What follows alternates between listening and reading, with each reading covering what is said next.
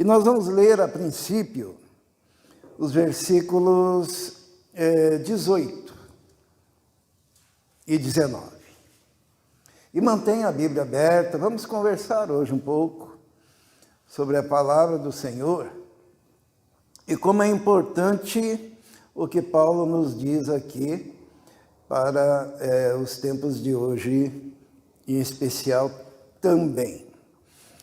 Todos encontraram Filipenses 3, 18 e 19.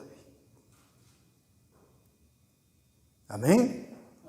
Amém. Filipenses 3, 18 e 19. Diz assim: pois como já lhes disse repetidas vezes, e agora repito com lágrimas, há muitos que se fizeram inimigos da cruz de Cristo. O destino deles é a perdição, o seu Deus é o estômago, e eles têm orgulho do que é vergonhoso, só pensam nas coisas terrenas. Vamos orar. Senhor, pedimos a Tua direção, a Tua bênção, pedimos que o Senhor nos ajude a entender a palavra e aplicarmos a Tua palavra conforme o Teu propósito neste momento. Em nome de Jesus. Amém. Inimigos. Quem são os inimigos da cruz de Cristo? Qual seria a diferença entre ser inimigo de Cristo e inimigo da cruz de Cristo? Existe uma diferença aqui. Paulo, antes da sua conversão, ele era inimigo de Cristo. Tanto que quando ele tem um encontro com o Senhor, lá em Damasco, na estrada de Damasco, o Senhor diz assim: Saulo, Saulo, por que me persegues? Ele era inimigo de Cristo. Existem alguns que se fazem inimigos da igreja do Senhor, inimigos do cristianismo. Mas existe também aqueles que são inimigos da cruz de Cristo. O inimigo de Cristo está fora da igreja. Ele pode ser identificado. Ele fala mal da igreja. Ele fala mal do Evangelho. Ele fala mal de Cristo. Mas o inimigo da cruz é aquele que substitui a cruz. E esse está dentro da igreja. Esse prega um evangelho onde a cruz não é o centro da palavra. E Paulo, ele diz que ele chorava porque muitos tinham se feito o quê? Inimigos da cruz de Cristo. Paulo lá, vamos abrir em 1 Coríntios, no capítulo 2, e Paulo ele dá um testemunho dizendo o seguinte, no versículo 1, e eu mesmo, irmãos, quando estive entre vocês, não fui com discurso eloquente, nem com muita sabedoria, para lhes proclamar o mistério de Deus, pois decidi nada saber entre vós, a não ser Jesus Cristo, e este crucificado.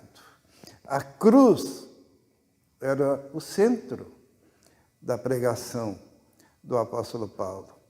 E ser inimigo da cruz de Cristo é você omitir a cruz.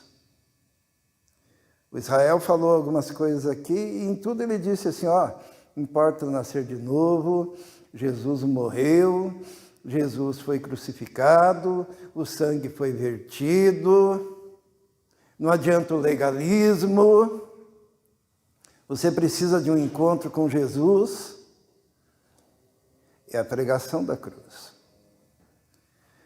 Mas quando se omite o escândalo da cruz, você torna nula toda a pregação do Evangelho.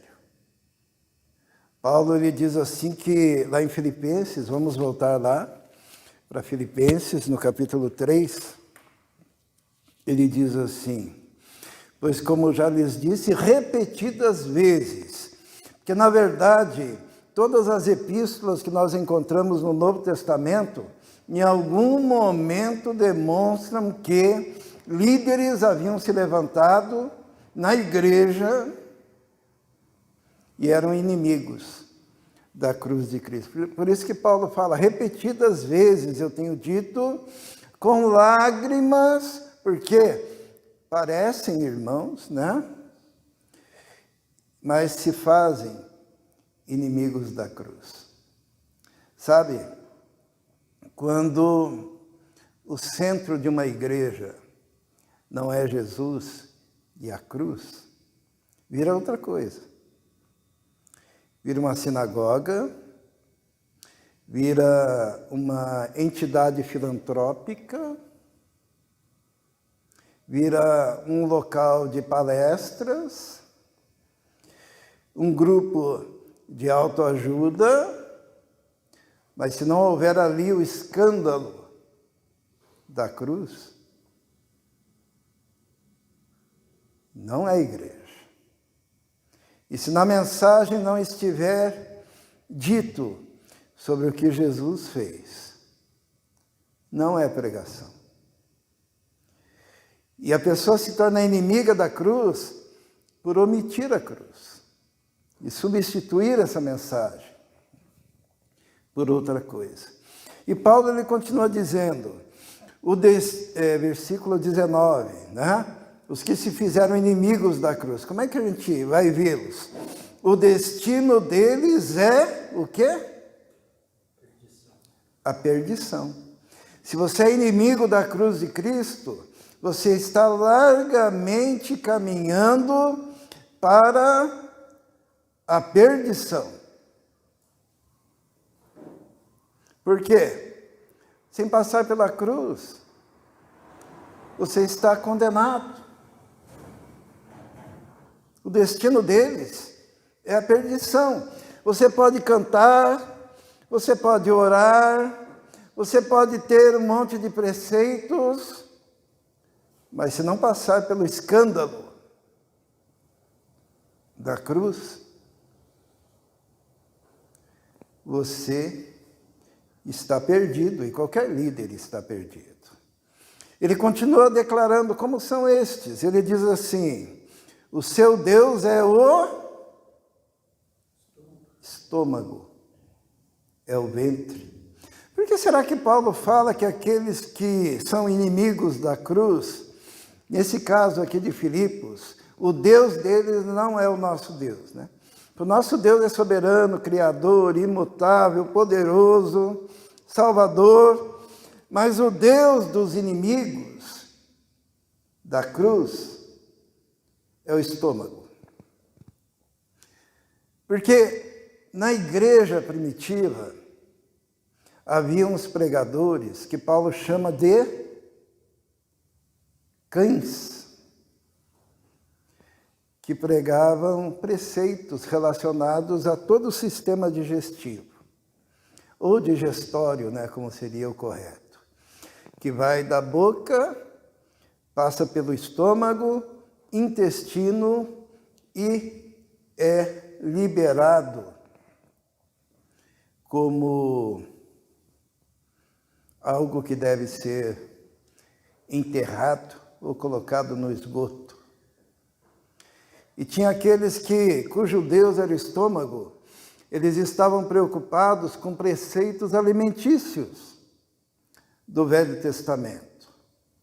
Eles queriam impor a circuncisão, eles queriam impor a lei, eles queriam impor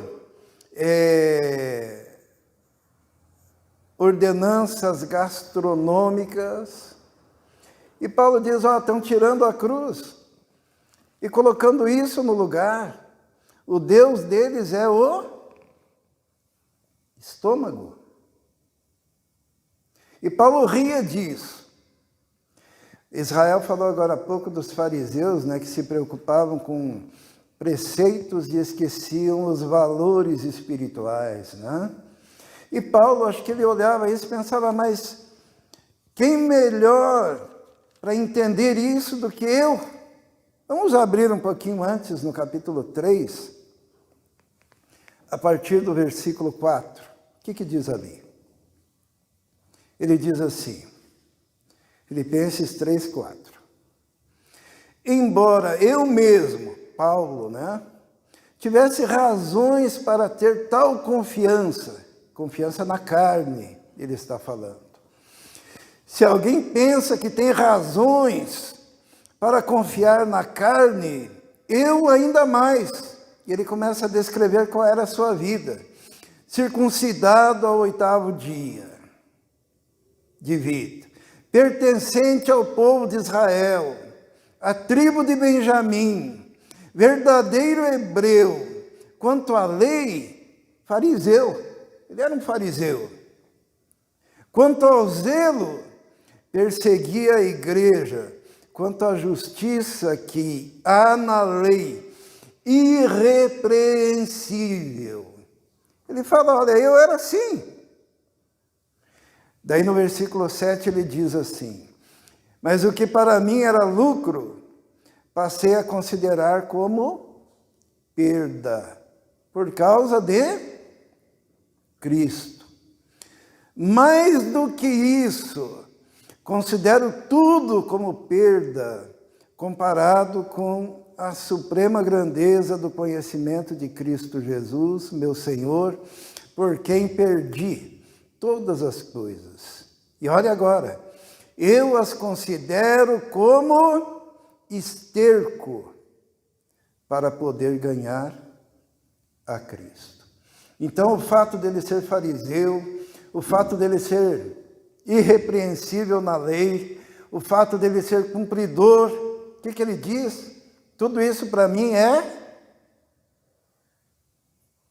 esterco. Olha que coisa pesada, né? Porque acima de tudo está a cruz. Né? Ele continua dizendo assim no versículo 9, e ser encontrado nele, não tendo a minha própria justiça que procede da lei, mas a que vem mediante a fé em Cristo, a justiça que procede de Deus e que se baseia na fé e não na lei, porque tudo isso é o quê? Esterco. Não sei como é que está aí na tradução dos irmãos, esterco, escória, refúgio. A palavra melhor é esterco, porque logo depois ele fala aqueles cujo Deus é o ventre. E o resultado disso é o esterco. E estes são os inimigos. Paulo diz que ele chorava porque haviam inimigos da cruz de Cristo, cujo destino, que sem Cristo o destino é a perdição. Versículo 19, o destino deles é a perdição, o seu Deus é o ventre, é o estômago, porque eles estão mais preocupados com isso do que com a cruz do nosso Senhor. E eles têm a terceira coisa ali, né? Eles têm orgulho do que é vergonhoso.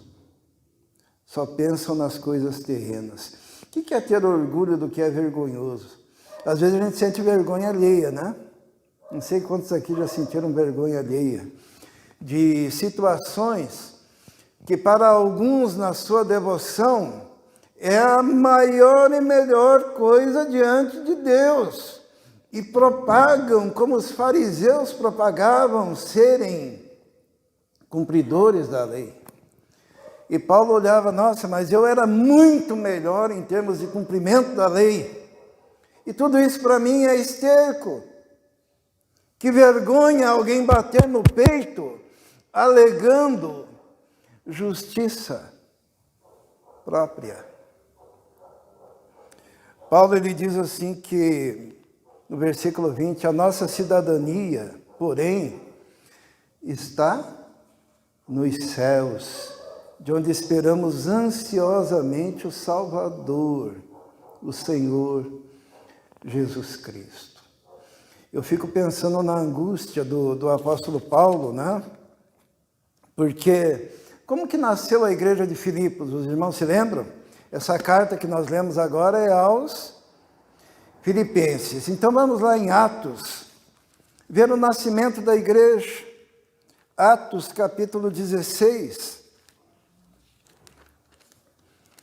a partir do 11, é o nascimento da igreja de Filipos, que era uma cidade, que era uma colônia romana, era uma cidade gentílica, era uma cidade que não tinha nada a ver com a velha aliança.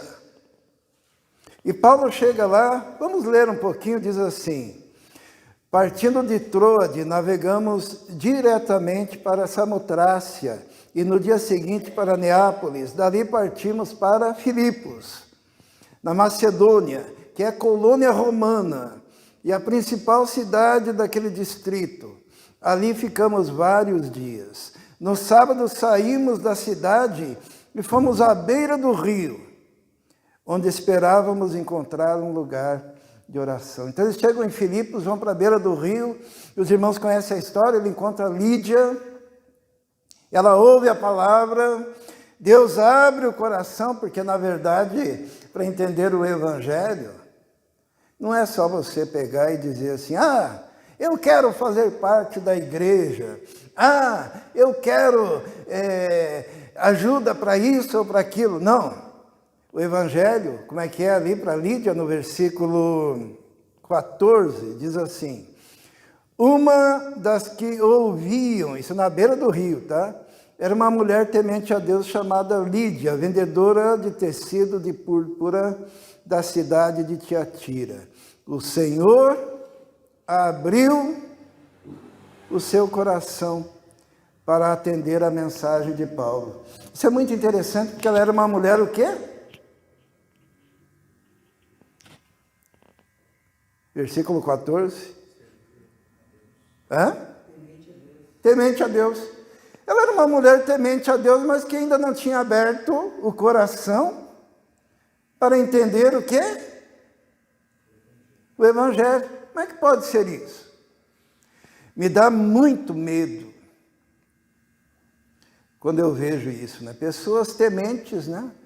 Eu temo a Deus do céu, eu tomo todo cuidado para fazer tudo certinho, o máximo certinho, porque eu tenho muito temor de Deus. Mas você entendeu o evangelho?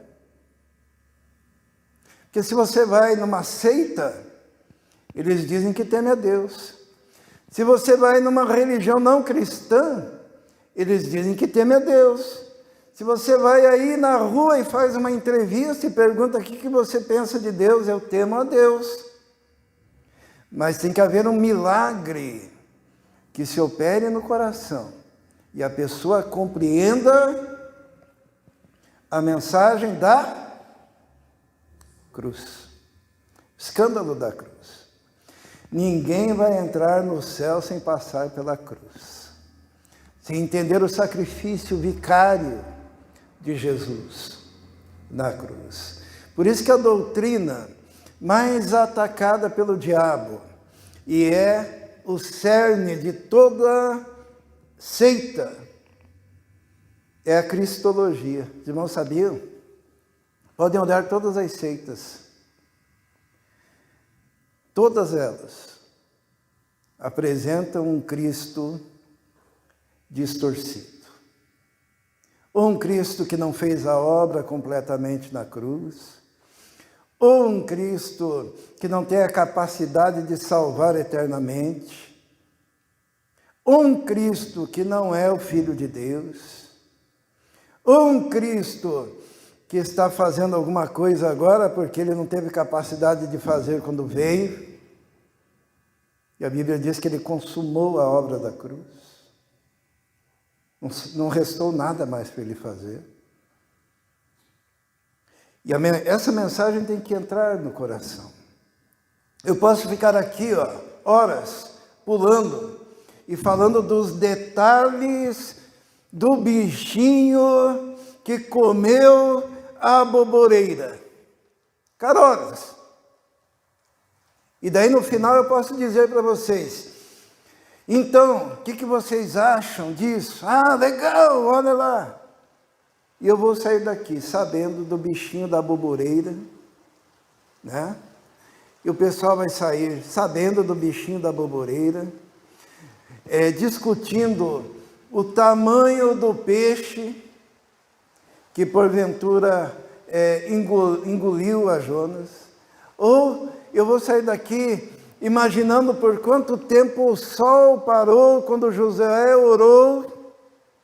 Eu vou sair daqui pensando assim, quantos minutos o povo levou para atravessar o Mar Vermelho.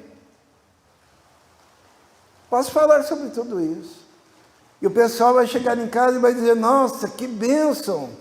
Eu nem sabia que o Mar Vermelho tinha congelado de um lado e do outro lado, e o povo passado pelo meio. Eu pensei que ele só tinha ficado flutuando as paredes e não congelado. E sabe o que vai ser isso? Pura curiosidade.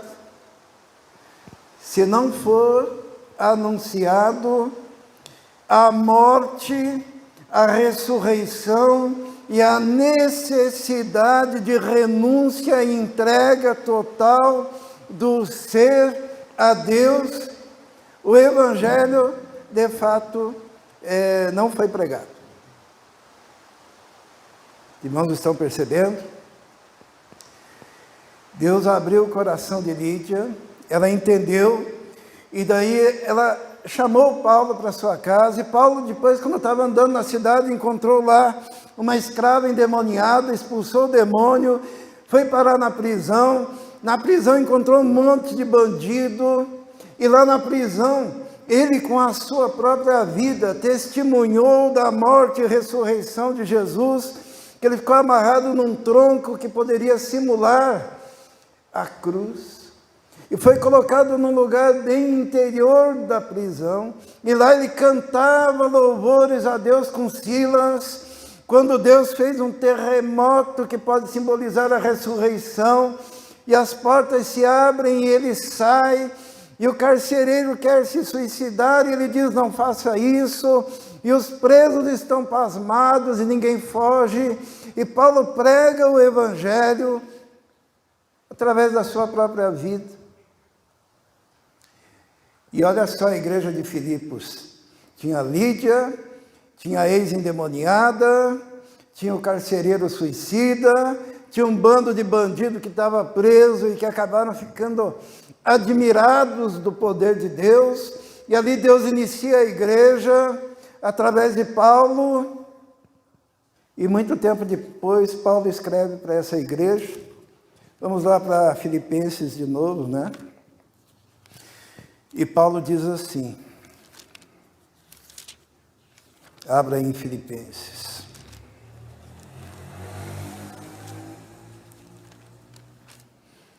No capítulo 3. Paulo ele diz assim, Filipenses capítulo 3. Finalmente, meus irmãos, alegrem-se no Senhor. Escrever-lhes de novo as mesmas coisas não é cansativo para mim e é uma segurança para vocês.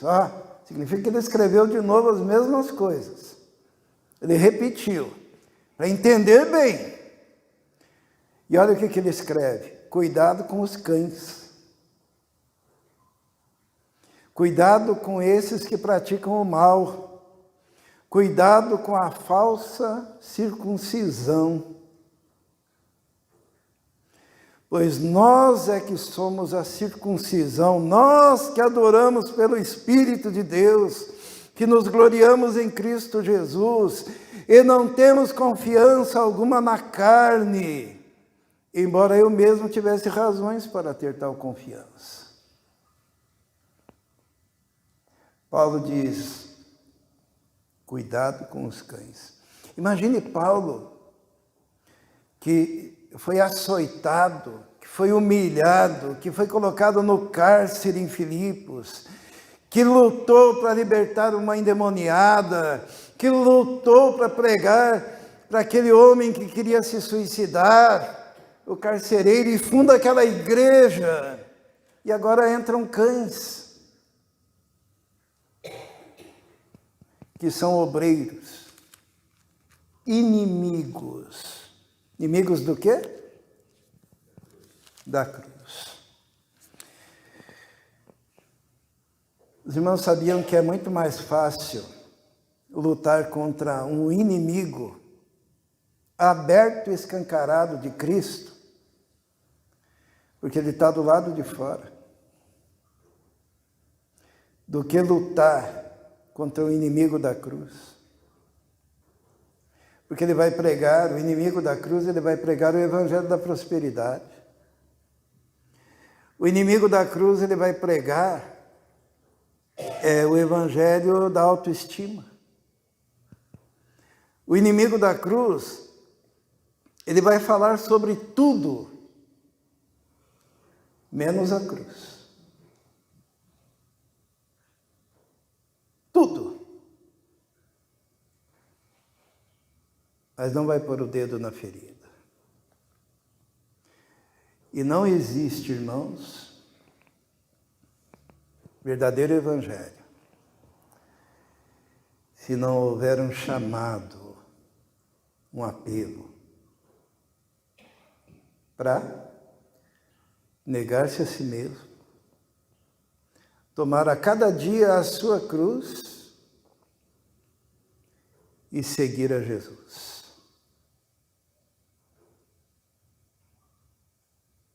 Entregando a vida a Jesus. E interessante, né, a devocional de hoje, porque o Israel ele falou que o dízimo é muito pouco. Embora o dízimo seja a 10ª parte, é aquilo que Deus falou, e é uma doutrina do Novo Testamento, né? Nós devemos ser dizimistas. Só que Deus quer 100% do nosso ser. Então, mesmo quando você administra os 90% que permanecem nas suas mãos, tem que ser para a honra e glória do Senhor Jesus, na sua vida, na vida da sua família, na vida dos seus.